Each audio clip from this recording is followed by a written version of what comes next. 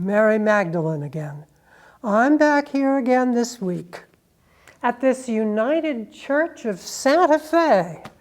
Last week when we talked, you learned about how tough and awesome I really am. But some of you may be asking, Mary, you're a woman of status and wealth. Why did you follow Jesus and his disciples? Why did you pay for all of those men? Why did you travel around and take care of their food and housing?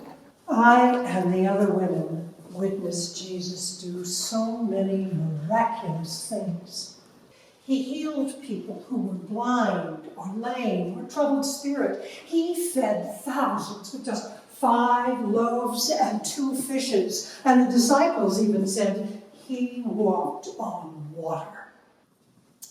You know, if I started listing all of those miracles, we'd be here all day. But who wouldn't want to help someone who could do all that, who could do so much good? And you know what? After that first Easter, when we saw that he'd risen, we could do miracles too. And not just the disciples, but we women, too.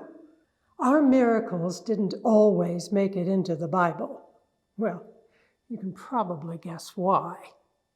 But they were no less miraculous. Let me tell you about one.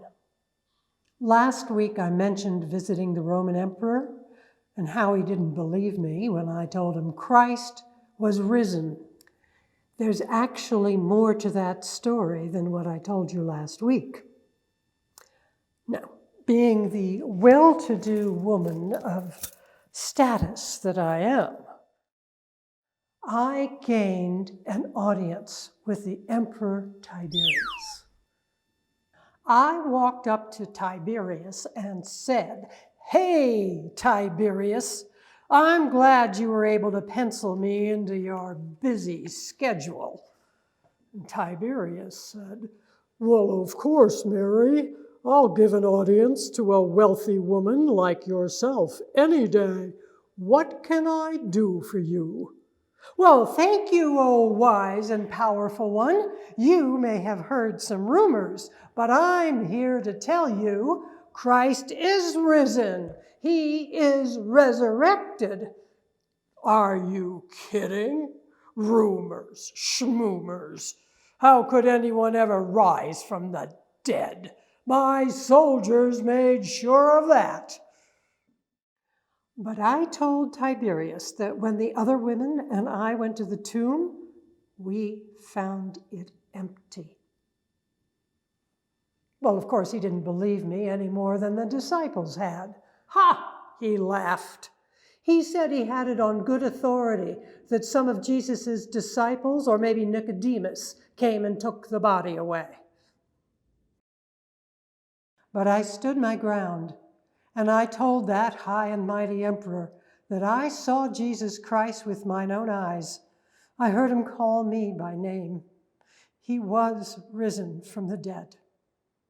"Ha! Double ha!" "That's impossible," he said. "A person can't rise from the dead any more than that plain white egg in your hand can turn red." And then, of course, he said, "Now, what are you doing with that egg anyway?" I guess he's never heard of show and tell. When I tried to tell people about the resurrection, I often used an egg. It's hard as a rock on the outside, but when you break it open, there's life inside. Life rising from a sealed chamber. But the emperor was so stubborn he wouldn't even believe that miracle of life. "Eggs, schmegs, I still say that a person can't rise from the dead any more than that white egg can turn red." Well, he asked for it.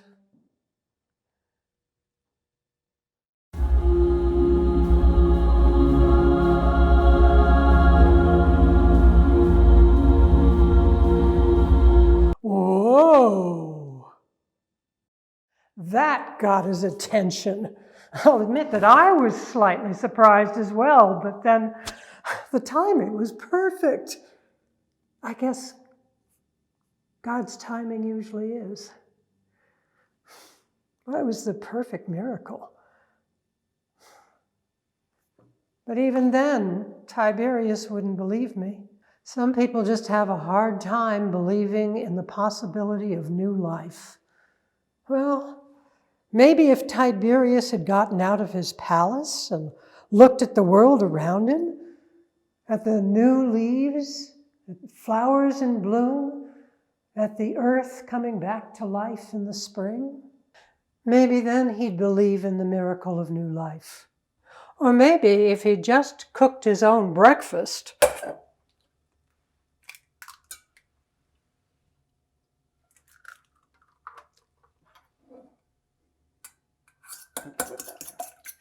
Maybe then he'd believe in the miracle of an ordinary egg, no matter what color it is.